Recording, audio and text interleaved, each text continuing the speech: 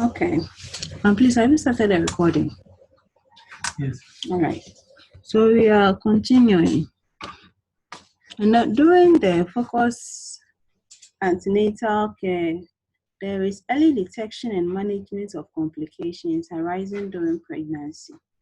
I told you the mother comes through history taking, physical examination, and other tests that we carry out on the pregnant woman.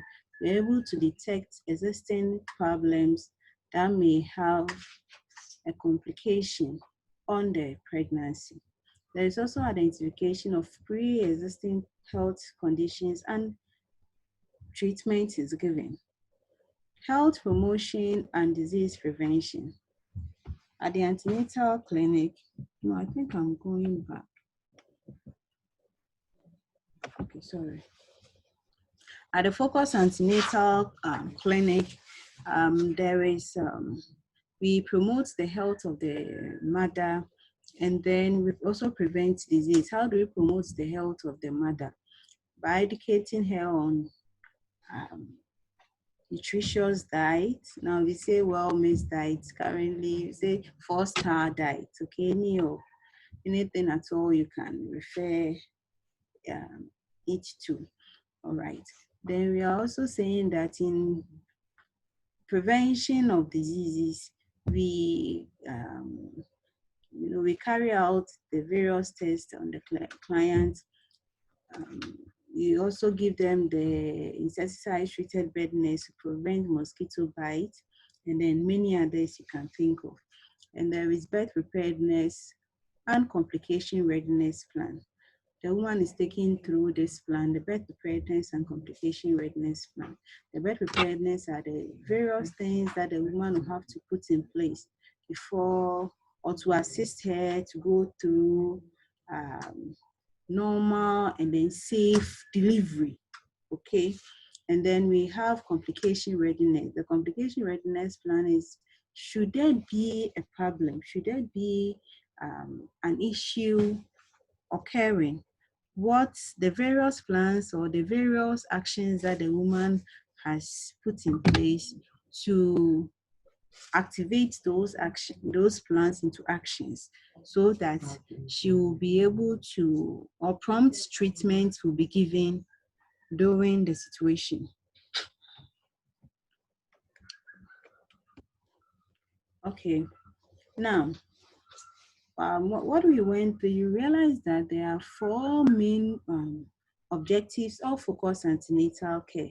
The first one is promotion of health and disease prevention. We also have early detection of health-related problems. We have health promotion and disease prevention. We also have birth preparedness and complication readiness plan. Okay, so let's look at these broad headings. What goes into that? The first one is health promotion and disease prevention. The basic foundation for achieving this goal rests on good interaction between the healthcare provider and the pregnant woman at the clinic. Okay, you can achieve this.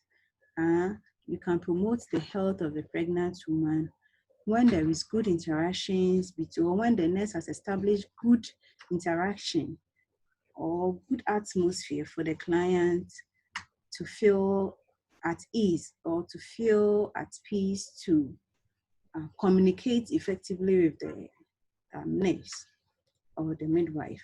This is where the health provider talk about important issues affecting the woman's health, her pregnancy, her plans for childbirth, and the newborn period, or the baby, the newborn baby. Okay.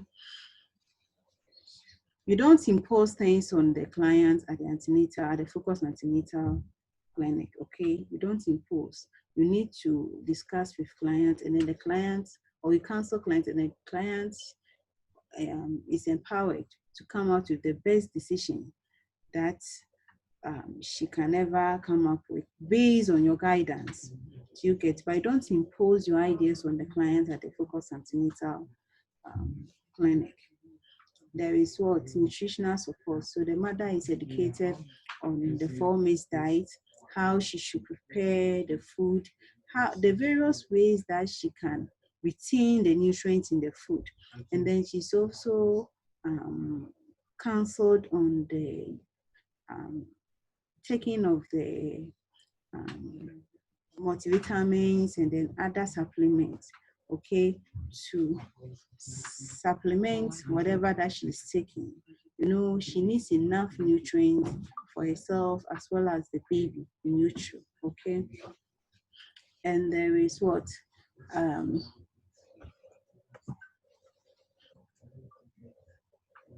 Then you have risk of using drugs such as alcohol, tobacco. So this one to re-educate them to avoid taking illicit drugs, okay, the use of tobacco and other unprescribed drugs. You know, in pregnancy, anything, any medication in its higher doses can cause harm to the pregnant woman as well as the baby. I'm Steven. The time is gone. My sister has started.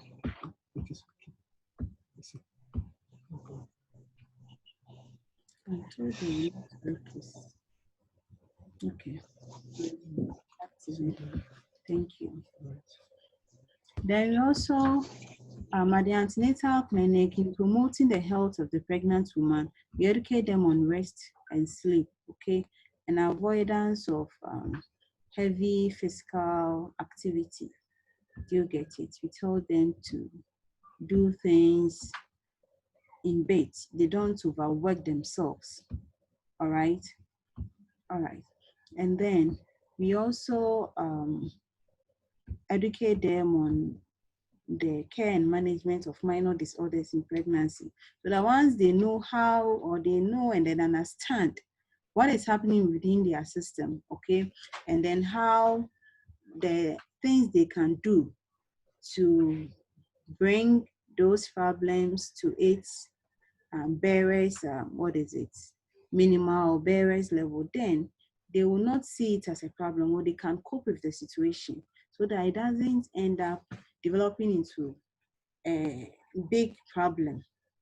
I told you earlier that for the minor disorders, if it is not managed well, it's not anything that the woman should worry about, but she sees it as a serious problem. So if you don't manage it well, it can lead to a severe problem in pregnancy, okay? Then we also have testing and counseling for HIV/AIDS. It's also a way of promoting her health. As I said, if she tests positive, we counsel her and then enroll her on the antiretroviral therapy. If she is tested negative, we educate her on healthy lifestyle and then sexual habits. Is that okay? And then encourage her to remain negative. All right. Then we also educate them on hygiene and infection prevention, personal hygiene. She's taught how to clean her body, during pregnancy. She shouldn't go through the day without taking the bath, okay? Even if she does not want to bath at all, she should have a daily bath. If not anything at all, whether she's busy, she shouldn't omit her bath during pregnancy, okay? All right, and then when she's bathing too, she should bath with enough clean water and then soap to wash her body.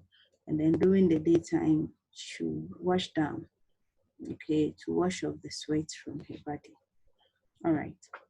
And then we have breastfeeding and breast care, sexual relations, and safer sex. All these things are in a way to achieve healthy living in the pregnant woman and promote her health during pregnancy. We realize that some of these things and many others, which we have not listed here, can go a long way to affect the woman's health. Do you get it? So, in promoting her health, you need to consider any form of education or activity that can enhance the health of the pregnant woman.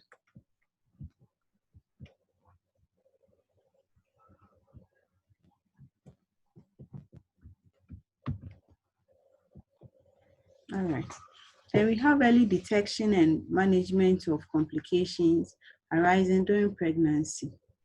The skilled healthcare provider examine the client.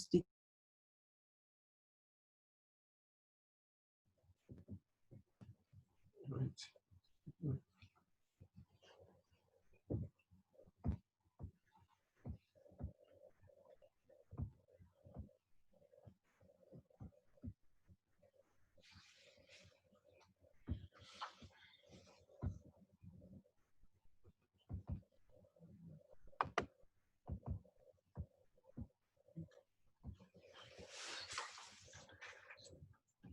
Okay. So we're saying that the skill provider examines the client to detect any abnormality and problems that might need additional care for herself and then the unborn baby, and manage promptly to prevent um, maternal and neonatal mortality and morbidity. Okay, and these are some of the problems that may arise. Okay, we're saying that during pregnancy or at the focus antenatal care, our goal is to facilitate early detection and management of complications arising during pregnancy. This is one of the goals. And what are some of the pregnancy related, what are some of the complications that may arise during pregnancy? Abnormal fetal movement. If the woman experiences an abnormal fetal movement, the woman is educated on the danger signs in pregnancy. So she understands or she knows the normal movement of her baby in utero. So immediately the movement starts going down or become excessive, or she does not feel the movement of the baby at all. Or even before that, before she complained of not feeling the movement of the baby, the fetal or the movement will change, okay, will change.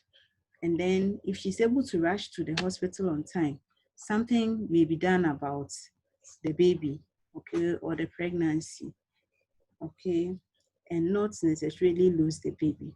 But if she does not know or she does not understand some of these problems, the danger signs, and then she is there, she may think it's normal, and then she will come back or she come to the health facility with the baby dead in utero. Okay. And we have antepartum hemorrhage. Antepartum hemorrhage is bleeding during pregnancy, usually after the 24th week of pregnancy. Okay, this is a period that refer the 24th week of pregnancy to the time of delivery. Any bleeding that occur around this time is termed as antepartum hemorrhage. And then two major causes. We have the placenta previa and placenta abruptio. Do you get it? So if the woman is having any of these problems, either placenta previa or abruptio, right at the antenatal, can easily be detected because she'll be asked to go in for the obstetric scan so that she wouldn't wait or right from the go, she's educated on how to live her life, how to prevent the problem becoming severe. For instance, if she's detected or the scan detects that the placenta is low or is located in the lower uterine segment, which is the placenta previa, then she, depending on the type, okay, depending on the type or the degree, then she may be counseled to avoid sexual intercourse to prevent disturbing the placenta and causing bleeding. Do you get it? But if she's not aware, she'll be meeting or having intimacy with the partner and later experience severe bleeding in pregnancy. This a typical example. And then you have preeclampsia and eclampsia. So the preeclampsia, okay, it is indicated when there is protein in urine, okay, proteinuria, when the blood pressure is high. Do you get it? It being high is relative. For instance, the pregnant woman during pregnancy, the BP goes down a little, okay? However, if the BP should be elevated beyond its normal levels, when the pregnant woman visits the clinic, pays the first visit, you get the baseline BP so that at any point in time you are comparing the current blood pressure reading with the baseline BP. Should there be a change, a drastic change, you can easily detect it before any problem arise. Okay, all right. Then we have um, sepsis and infection of both mother and then the baby. She comes and then you check the temperature, check the pulse, you perform physical exam so that if there is any problem, if the temperature is high, you can ask her to go for other investigations, okay?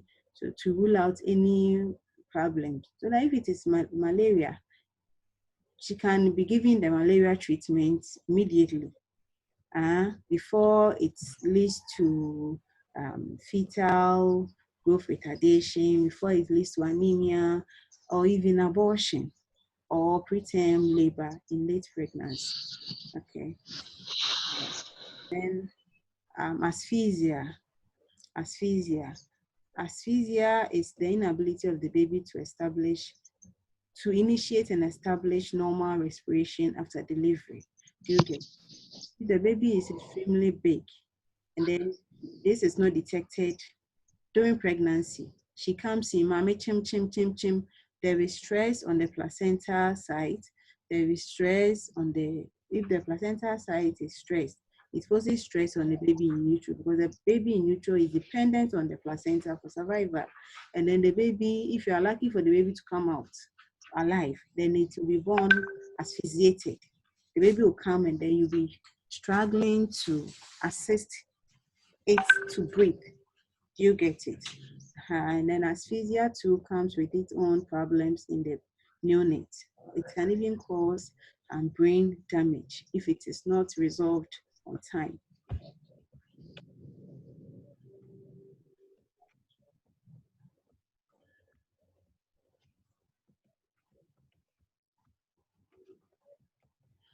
Then we have birth preparedness and complication readiness. These talk about the woman's preparation towards childbirth, such as getting the support she will need from a health care provider, family, community, and making the necessary arrangements for her newborn. Okay, as I explained already, the birth preparedness, they are the things the woman or the preparations that the woman will have to um, ensure before she goes in for delivery. Okay, then the preparation, the complication readiness, should there be any problem developing, the various preparations that she has laid down, okay, so that she does not delay unduly or there wouldn't be any form of delay to cause the condition of the woman to deteriorate. All right. Here, the woman and her family develop a birth plan to ensure the necessary preparation are made well in advance to the estimated date of delivery. This includes the estimated date of delivery. When she visits the clinic, we are able to calculate the estimated date of delivery or the expected date of delivery. Do you get it? So that before the time is due, she knows or she would have had everything set for the delivery. Okay. The skill provider and the preparation include the skill provider should attend to the birth care and care for the woman a newborn during the immediate postpartum period. So we are saying that, for focus antenatal, one thing about focus is it is expected that the midwife who will see the woman through ANC must be the same person to conduct the delivery. But in a setting, for instance, we don't normally see that to be what we are saying. Do you get it? But if you're saying that even if it's not that same midwife conducting the delivery, she must have oriented the client to the facility or to whoever that will be conducting the delivery so that she does not go there thinking she has been left in the hands of a total stranger. That too can affect the delivery or the labor process, which we don't want. Exactly. And then the woman, so we're saying that for the birth preparedness, she should decide on who will assist in the delivery, the place of delivery, that is where to go. Where will you go? Which facility? Exactly. And the place of delivery, it is the responsibility of the nurse to guide the woman in deciding on the place of delivery. What do I mean by this? Let's take a woman who tells you she would like to deliver with the health or at the health center or with the TBA. Meanwhile, this woman have had a previous or has encountered problem during the previous delivery or pregnancy. So you as a nurse, it is your responsibility to explain to her why she can't deliver at the health center, okay? Rather, to visit a hospital where emergency service is readily available. Should there be a problem? Do you get it? All right. Then we also have arrangement of transportation to the place. Uh, how she will get there, that has to do with the transportation. If the place is far, the health facility is far from where the woman is staying. Exactly. It's also very, very necessary. So this one, she will need to arrange with someone who has a transport. Okay, someone who has a transport. It could be a taxi driver, it could be a neighbor, it could be a husband or a partner, it could even be a family member, but she needs to get somebody who can take her to the hospital should the need be, whether she's in labor or she encounters any of the pregnancy related complications. Okay, the problems that may be seen in pregnancy. Okay. Uh-huh. And then it shouldn't be just, she shouldn't fall on just one person. She should at least get two people or more so that should one of them not be available at the time that she may need them, she can fall on the others to take her to the hospital safely. Then you should also get funds. Um, I have to bring your mind to this. The birth preparedness and then complication readiness plans, most of the things that you see are, in fact, they may be seen at the birth preparedness and then at the same as complication readiness plan. Do you get it? So that when you are discussing it, you shouldn't get confused. Of course, if someone experiences a danger sign in pregnancy, a problem in pregnancy, she will have to know where to go. Is that not so? If she's in labor, she'll have to know where to go and then how she will get there and the means of transportation. Okay, so it is interrelated. So most of the things are interrelated. Then she should also get funds, arrange for enough funds to buy her things for delivery, for transportation. She needs money for the transportation. Okay, she even needs money on her to go to the hospital to cater for emergency services. Should there be any problem, she should have the money to afford whichever service they would like to provide for her. Is that right? Okay. And then, of course, she'll have to register with the National Health Insurance scheme so that it can take up some of the hospital charges. All right. Okay. And then she can also, you counsel her to buy certain food items, the non-perishable ones. She should buy them down.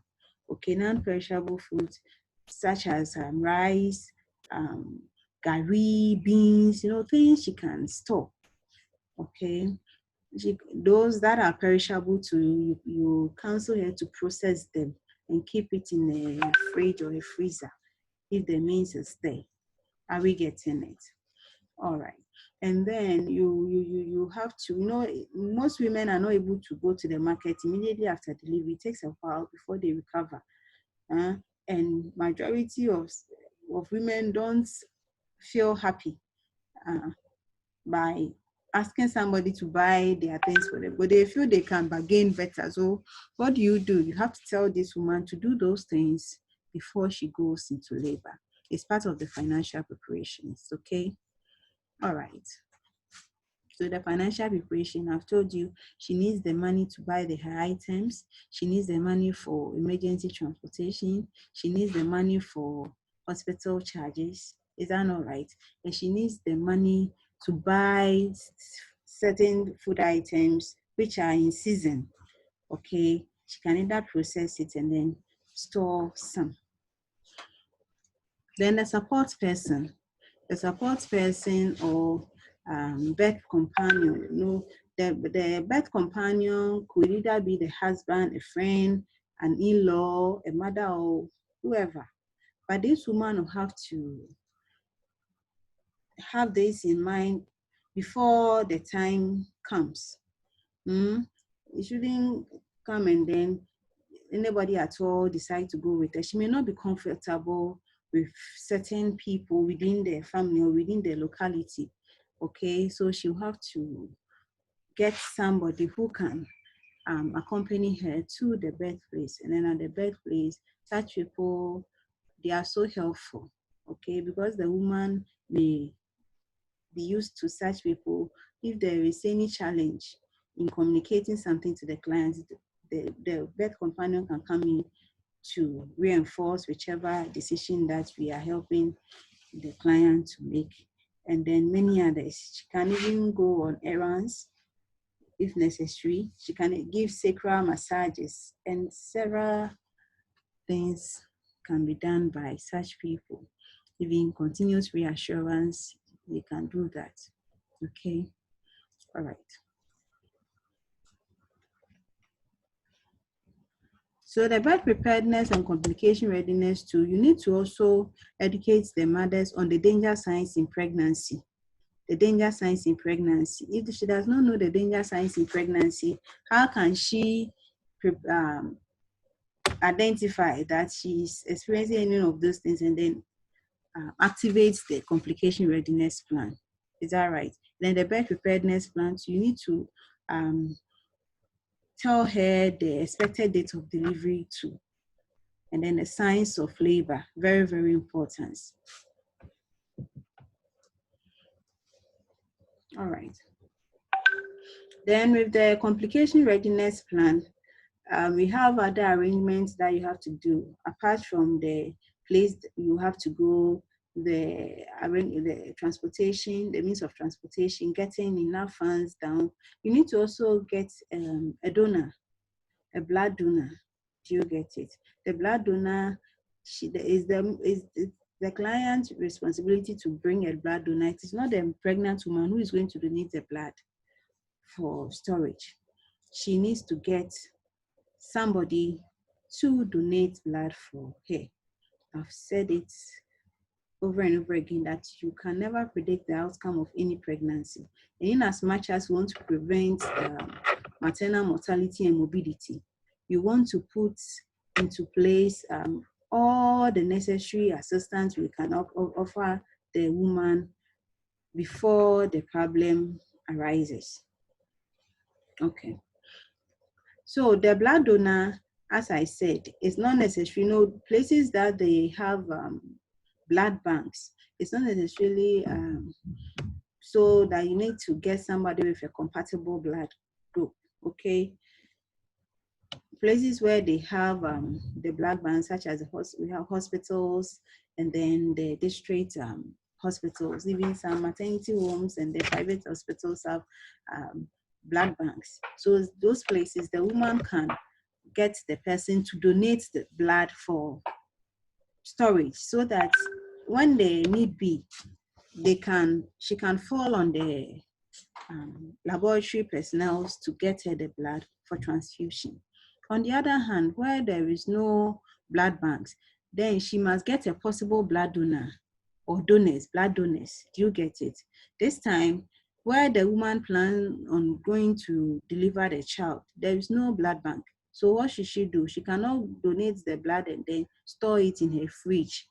It needs to be kept at a blood bank at a required temperature. Okay, so places without blood banks, then she has to get a possible blood donors, so that and this time for the possible blood donors, their blood must be compatible, because you don't know when the problem will come. You go and then they cannot take the person's blood is not compatible with the pregnant woman, and then they need the blood urgently. There isn't anything stored for the woman, and then the woman may be bleeding and then may die at the end of the day. So for such cases, you need to get somebody with a compatible blood group.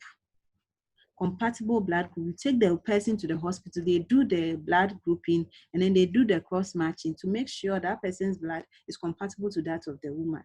And it should be more than one person. Okay, so that if the day of the problem, the person is not fine, one of the blood donors is not doing fine, then another person can be called to come and then donate for the woman. Okay, then you also need to have a decision maker, okay, a designated person who will make decisions on behalf of clients when they need be. Do you get it? Very, very important. Yeah. I remember there was a case, a pregnant woman, because the husband is the sole decision maker, she couldn't take the right decision at the right time. And they were waiting on the husband, okay, only to realize that the baby was no more. They were going to remove the baby and they saved the mother's life. The mother died in the course of the operation. So the decision maker is very, very necessary. You need to identify how decisions are made in the family of the client, and then who is responsible for decision making within the family. And then where that person is not available, who again can be fallen upon to make decision. You need to ask all these things. Get the numbers down, the telephone numbers in the antenatal booklet, so that when the time comes, you can reach the person. All right. And then you also need a caretaker. The caretaker is responsible for the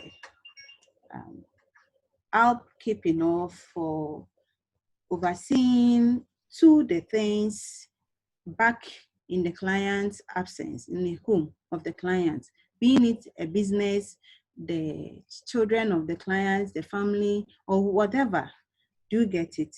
A caretaker, somebody who will take care of other matters in client's home in the absence of the client. So that whilst the client is at the hospital, she wouldn't be thinking of what is going on in the house, because she has entrusted those responsibilities into another person's hand, and she will be relaxed at the health facility for normal labor to progress. All right. So we are saying that for focused antenatal care, we are also particular about male involvement, okay? Since it has been realized that active participation of male in communication and partnership in seeking and making decisions about antenatal care help to ensure a safer delivery. They provide, most often it is the male who provide for the women, okay? So that if they are involved in the care, they can, most of the things we tell the mothers can be adhered to, okay? This woman is not working, she's solely dependent on the husband for survival. You tell her to go and eat snails, crabs, eggs. Meanwhile, the husband tells her he wants what is it, trophy or something which is not so nutritious for the pregnant woman. If you involve the man, okay, and then you tell him this, he will understand and then help the woman to coordinate better and then adhere to the decision. Okay.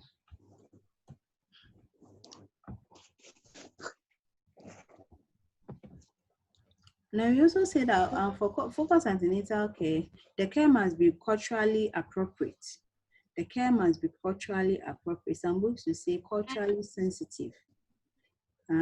Every culture has its own rituals, taboos surrounding pregnancy and childbirth. Unfortunately, these beliefs and practices are held onto, of which some of them are detrimental to the health of the mother and the unborn baby.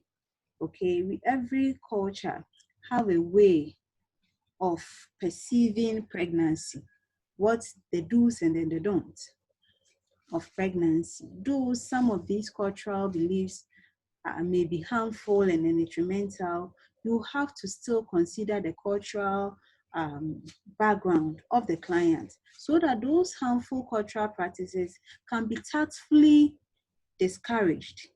The taboos, okay, and the misconceptions can be cleared tactfully. Is that okay? All right. And then the caregiver should also respect the culture of the woman and try to blend the good ones during provision of care. There should be consultation with influential people in the community to develop plan to advocate a change in certain practices when the need arises. As I said, those practices which are so harmful to the mother and then the baby, okay, must be discouraged. So you can liaise with the decision makers within the community. Decision makers, we have the opinion leaders, we have chiefs, family heads, the decision makers, those who matters, okay, to sensitize them, and then they will give you the permission to sensitize the community against some of these cultural practices. Okay, so that gradually those practices can be erased and then the good ones can be encouraged. All right.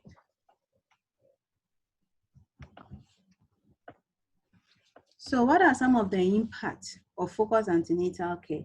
We're saying that when we started practicing focused antenatal care, this is the evidence that has come up. There has been increased attendance. A lot of mothers attend the antenatal clinic because they know when they come, they are respected.